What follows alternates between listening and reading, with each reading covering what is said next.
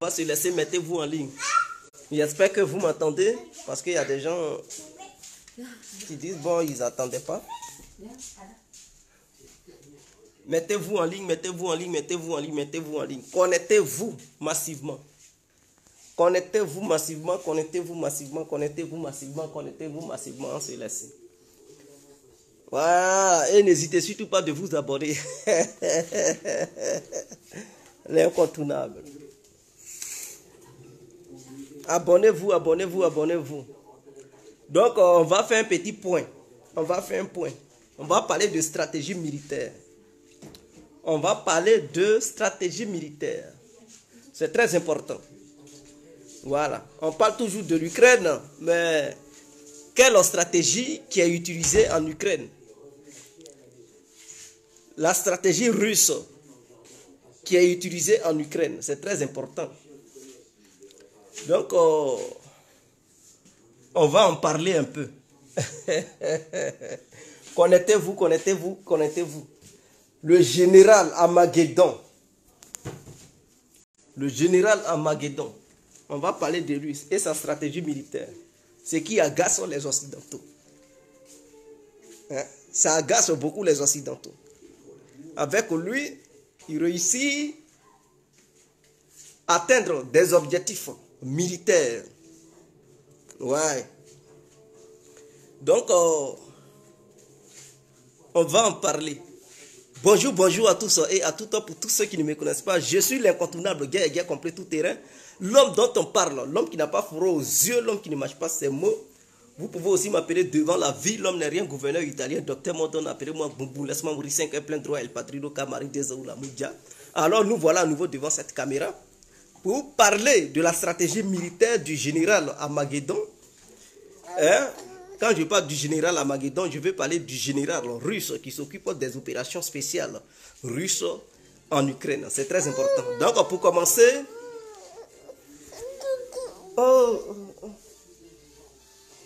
Pour commencer, je souhaite une très bonne fête de Noël à tout le monde. Que Dieu bénisse chacun de nous. Qu'il nous donne ce dont on a besoin dans nos vies. Et que l'amour et la grâce du Seigneur Tout-Puissant, Jésus-Christ, soient avec nous. Maintenant, ceux qui sont des musulmans, je vous salue aussi. Et que Dieu vous bénisse aussi. Alors, il y a eu une stratégie du général Armageddon qui est utilisée en Ukraine.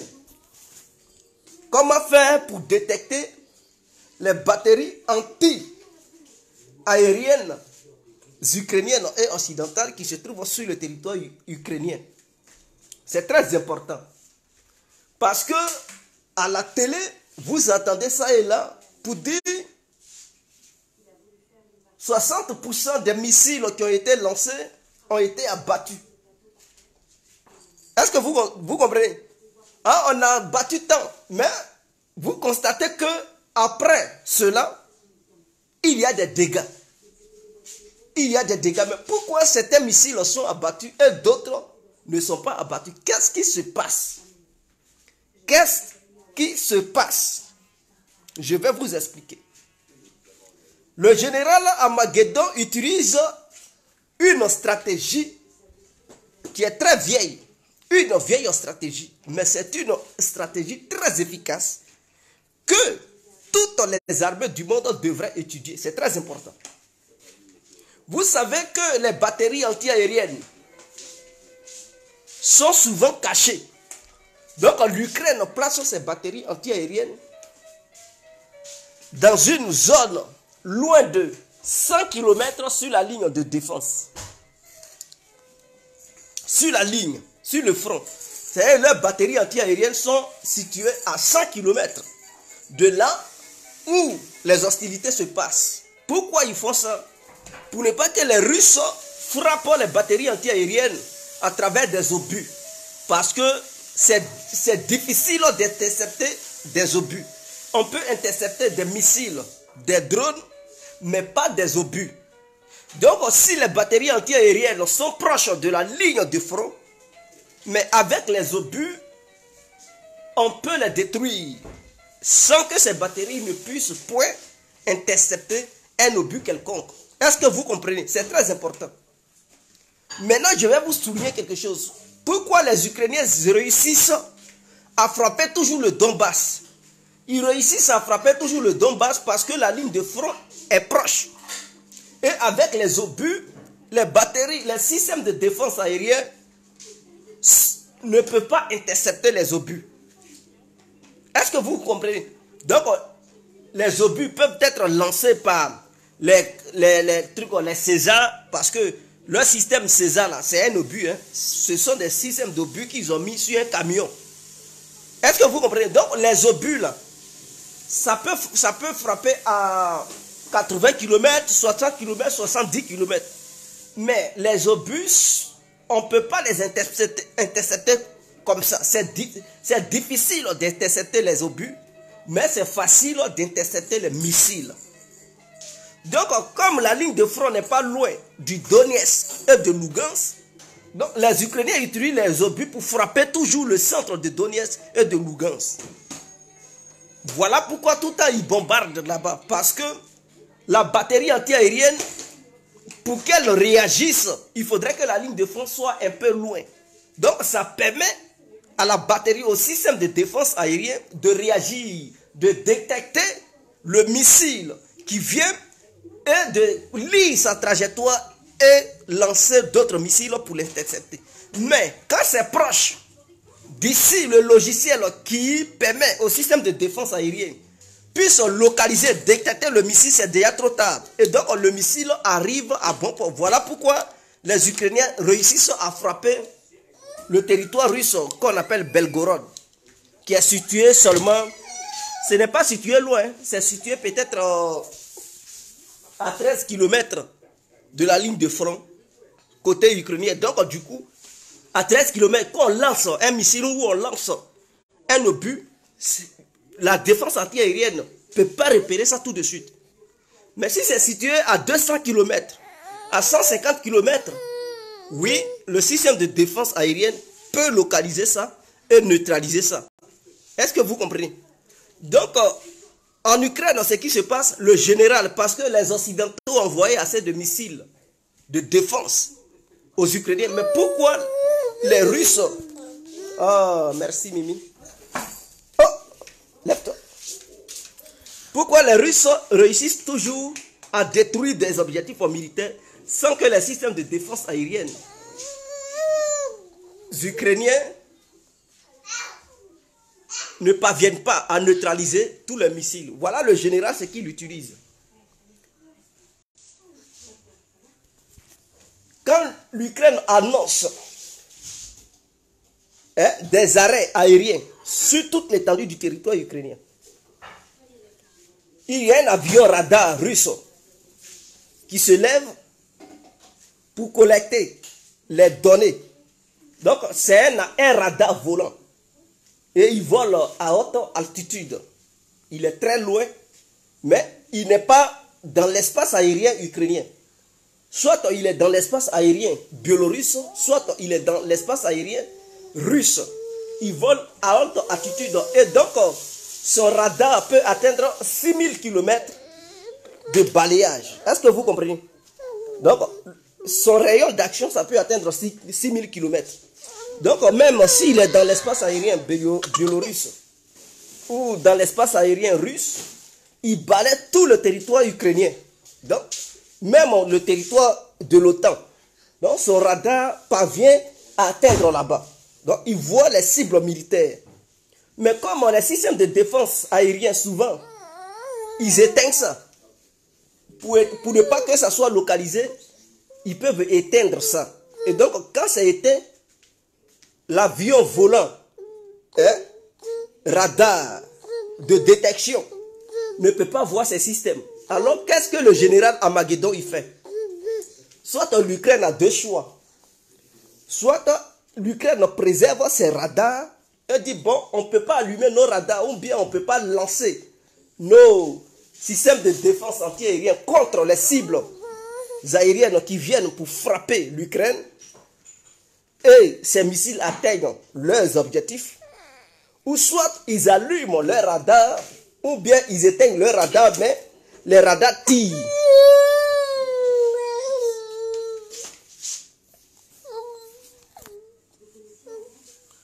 Les radars les missiles tirent. Et donc l'avion radar qui vole détecte l'endroit où ces missiles ont été lancés.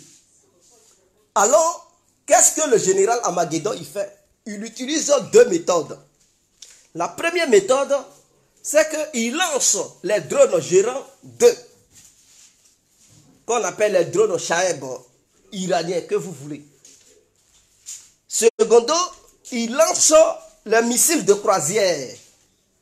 Donc, quand il lance ces drones gérants 2 et les missiles de croisière appelés Calibre, leur objectif, c'est de pousser les Ukrainiens à utiliser leur système de défense pour abattre les missiles de croisière et les drones. Est-ce que vous comprenez? Soit l'Ukraine dit, bon, on ne veut pas utiliser nos missiles de défense, ils laissent les missiles de croisière frapper atteindre leurs objectifs, ou soit ils utilisent leur système de défense pour abattre les missiles de croisière appelés Calibre et abattre les drones gérants 2. En utilisant leur système de défense, ce que les Européens ont envoyé, comme les S-300 et tout, l'avion volant radar détecte les endroits de lancement. Pendant ce temps, il y a deux types d'avions dans l'espace aérien à côté de la ligne de front. C'est-à-dire, la Russie utilise le Sukhoi 35 et le Sukhoi 30 qui sont directement connectés avec l'avion volant radar. Et ces deux Sukhoi, chaque Sukhoi porte des missiles anti-radar qu'on appelle KH-31 et l'autre missile c'est le KH-58. Donc ce sont des missiles qui ne sont pas détectables par les radars. Donc ce sont des missiles qui ont été conçus pour absorber les rayons des radars et donc les radars ne peuvent pas les détecter. Mais pour détruire les radars là, et les batteries anti-aériennes, il faut savoir leur emplacement. Il faut connaître où ils sont placés. Parce que si tu ne sais pas où ils sont placés, tu ne peux pas aller les frapper. Donc, pour détecter où ils sont placés, il faut lancer certains missiles pour pousser les défenseurs qui utilisent ces systèmes à utiliser ces systèmes. Donc, en lançant des missiles, des contre-batteries, pour dire qu'ils vont détruire les missiles qui viennent, alors automatiquement, quand ils lancent, ils utilisent les systèmes de défense, l'avion radar repère les endroits où ces missiles ont été lancés et donne les informations directement aux deux types d'avions, le Sukhoi 35 et le Sukhoi 30, qui eux automatiquement utilisent leur système de missiles anti-radar pour frapper les batteries anti-aériennes. Est-ce que vous comprenez? D'où vous verrez qu'il y a certaines batteries anti-aériennes qui ont été détruites, les Russes les détruisent et tout. Mais comment ils font pour les détruire? Ils utilisent des missiles spéciaux. Donc les Ukrainiens utilisent les batteries anti-aériennes pour abattre les missiles Calibre et les drones gérants 2. Derrière, quand les Russes détectent ça, ils frappent les batteries anti-aériennes et ils utilisent d'autres missiles, les mêmes missiles anti-radar pour frapper quelques objectifs militaires, c'est-à-dire des sites énergétiques ou certaines choses. Ils détruisent ça et ils disent nos objectifs ont été atteints. Mais des gens se posent des questions, mais tous ces missiles que vous avez lancés, comment vous dites que vos objectifs ont été atteints? Non, leurs objectifs ont été atteints parce qu'ils ont voulu détruire certaines batteries et quelques sites énergétiques en fait. Et donc suite à ça, les Russes utilisent le drone Lancet. C'est un drone de fabrication russe qui est indétectable, qui est très difficile à être détecté aussi. Donc, si c'est pour détruire les radars, les Russes utilisent le drone Lancet pour frapper les radars. Et si c'est pour détruire les missiles même anti-batterie, là ils utilisent les missiles KH-31 et KH-58 pour frapper les véhicules même hein, qui transportent ces missiles anti-aériens et tout. Donc voilà comment la Russie fait saigner les Occidentaux. Et ça, il n'y a pas de médicament pour ça. Il n'y a pas de médicament pour empêcher ça. Puisque les Russes n'ont pas encore utilisé leur comment on appelle ça, leur missile hypersonique. Mais ils ont d'autres missiles qui leur permettent de frapper leurs objectifs pour atteindre ça. Donc, tant que ces missiles fonctionnent et que les Occidentaux n'ont pas encore trouvé la parade de ces missiles pour dire, bon, comment on va faire pour empêcher ces missiles d'atteindre leurs objectifs, le jour où ils vont trouver là, c'est là les Russes encore, ils vont monter de gamme. Ils vont utiliser d'autres missiles pour tenter ça. Mais tant que ces missiles marchent, alors ils continueront. Donc voici, un jour ils peuvent dire, bon, on veut changer le vecteur du missile calibre pour permettre à ce missile à ne pas être détecté par les radars. C'est-à-dire les missiles calibre, ils peuvent changer ça. Ou bien augmenter la vitesse pour que ça devienne des missiles hypersoniques. Voilà. Donc ils ont un savoir-faire, ils peuvent le faire. Et d'ailleurs, les Ukrainiens n'arrivent pas à abattre tous les missiles au calibre. Il y a d'autres missiles calibre qui atteignent leurs objectifs. Il y a d'autres qui sont abattus et tout. Donc, voici un peu ce qui se passe. Si l'enfant ne pleurait pas, j'allais rentrer en profondeur. J'allais rentrer en profondeur pour vous expliquer quelques détails. Est-ce que vous comprenez? Donc, la Russie a un tel savoir-faire. Et ça, ce n'est pas permis à n'importe qui. Auparavant, les généraux qui dirigeaient cette opération, ils avaient du mal. Parce que c'est ça. Ce n'est pas parce que l'armée ne peut pas. Mais toi qui es au devant de l'armée, ce sont tes instructions que les militaires suivent. Donc, si tu leur donnes des mauvais conseils, ils vont mal le faire. Mais le jour où tu vas leur donner des bons conseils, ils vont suivre. Ce sont des gens qui sont formés. Ce sont des experts. Mais l'armée, c'est une hiérarchie. Ce que la hiérarchie demande à l'armée de faire, c'est ce que l'armée fait. Et donc, les généraux qui étaient là au début des opérations spéciales, c'était des généraux qui n'étaient pas compétents. Ils n'étaient pas compétents. Donc, ils ont fait n'importe quoi. Et quand ils ont donné le flambeau au général Armageddon, c'est là qu'il a vu côté Kherson, il a dit non, je ne peux pas défendre ici, ce n'est pas la peine de liquider la vie de mes militaires. Donc, il a demandé l'ordre au président Poutine que non, il veut retirer ces troupes de l'autre côté de la rive droite de Kherson pour les mettre au niveau de la rive gauche de Kherson pour mieux défendre. Mais après, il va revenir sur la rive droite. Donc, c'est ce que Poutine lui a dit. Il dit, ah, je te fais confiance, je te confie les opérations. Il dit, bon, laisse-moi faire. C'est à partir de là, il dit, bon, depuis là, j'ai vu mes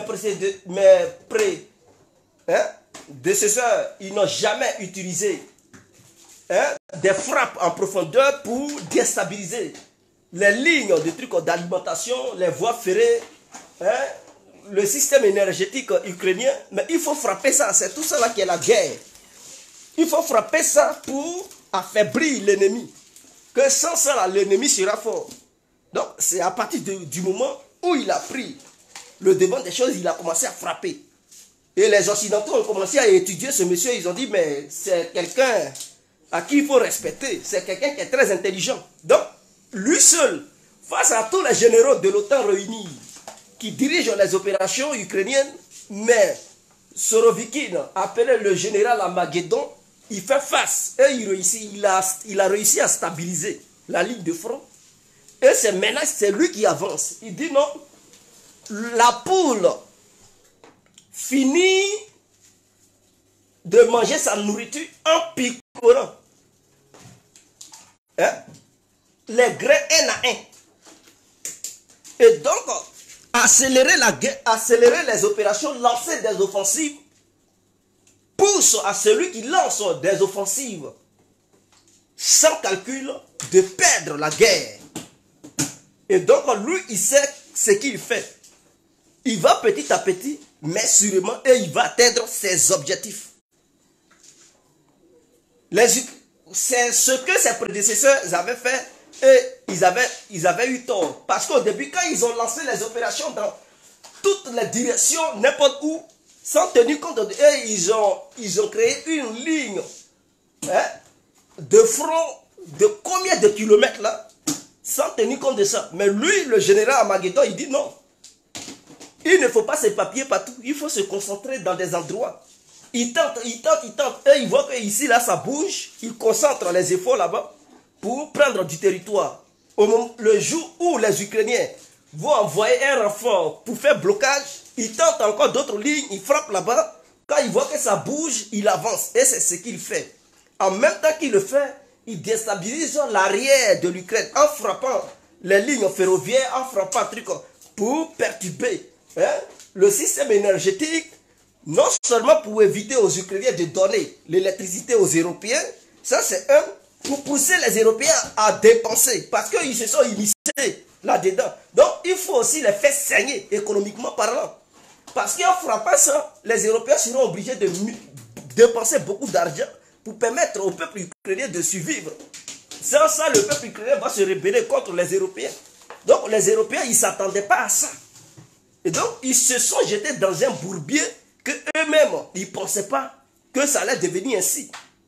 Voilà pourquoi Emmanuel Macron, il n'y a pas longtemps, il a appelé spécialement Poutine d'arrêter de frapper les infrastructures énergétiques ukrainiennes.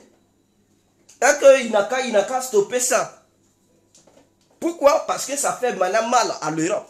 Puisque l'Ukraine n'a pas d'argent. Pour que l'Ukraine puisse fonctionner, il faudrait que l'UE et l'Amérique achètent du carburant pour l'Ukraine. Il faut acheter le pétrole pour donner ça aux Ukrainiens gratuitement. Combien de millions de trucs et les Ukrainiens, ils ne dépensent rien. Un franc même, ils ne dépensent pas. Donc, il faut leur donner du pétrole. Il faut leur donner de l'énergie, le gaz et tout. Pour qu'ils puissent survivre, il faut leur donner de l'argent pour acheter, pour payer leurs fonctionnaires. Et donc, tout ça, ça fait que les Européens, ils commencent à avoir mal. Ils commencent à dire, ah, là où on s'est jeté, là, vraiment, ça commence à saigner nos économies. Voilà pourquoi en Europe, ici, les gens parlent de non, il faut une entente, il faut les négociations. Mais Washington n'attend pas ça de cette oreille. Donc, voilà pourquoi les voix commencent à se lever dans les pays européens pour dire, ah, on ne pensait pas que ça allait durer comme ça. Et ce général, vraiment, il commence à nous mettre face au truc, à la réalité, parce que sa stratégie, sa tactique marche beaucoup. Et ce général montre que non, les systèmes de défense des pays européens, ça ne vaut rien et tout. Il est là à humilier ça. Est-ce que vous comprenez? Donc voilà un peu. Voilà comment ça fonctionne en fait. Et donc les gens ne savent pas ce qui se passe sur le terrain. Donc le général russe, c'est un grand tacticien, il est fort. Il est fort. C'est quelqu'un, et je pense que sa politique, sa stratégie militaire sera étudiée par les Européens. Sa stratégie militaire qu'il utilise en Ukraine, ça sera utilisé par les Européens, étudier ça partout dans le monde. Parce que c'est la meilleure des stratégies. Est-ce que depuis qu'il a pris la reine des choses, vous avez appris que les Ukrainiens ont abattu des avions russes? Non. Ils abattent plus ça. Est-ce que vous apprenez qu'ils abattent encore des... Non, parce que sa stratégie, ça marche. Ça marche parfaitement bien. Et c'est l'Ukraine maintenant qui sait. Il détruit même les dépôts de munitions. Les armes que les Occidentaux envoient en Ukraine, ils détruisent ça. Donc l'Ukraine est maintenant en incapacité. Et il montre qu'avec la force aérienne seulement, sans aucune opération de grande envergure terrestre, on peut gagner l'ennemi. Donc il utilise la force aérienne. Et il ne fait pas ça toujours. Chaque semaine, il fait ça. Chaque semaine, il fait ça. Il agit chaque semaine. C'est pour fatiguer les Occidentaux. Donc la semaine qui vient, eux tous ils se regroupent. On va faire. Quand il finit de réparer, il détruit encore ça. Et donc les Occidentaux misent encore beaucoup d'argent. Et quand c'est comme ça, ils sont fatigués. Ils disent, mais non, ce monsieur-là, à un moment donné, il n'a qu'à arrêter. Voilà pourquoi Macron a appelé des trucs, même Olaf Scholz a appelé des trucs à Poutine pour dire, donc arrêter les bombardements. Parce qu'ils savent que leur système de défense ne peut pas arrêter les frappes russes et les Russes détruisent ça. Voilà pourquoi Poutine a dit, les patriotes, là, il aura antidote. On va détruire ça. Quand vous allez envoyer, on va frapper ça. Ça sera détruit. Donc voici un peu ce qui se passe. Si on se laisse, ciao, on est ensemble.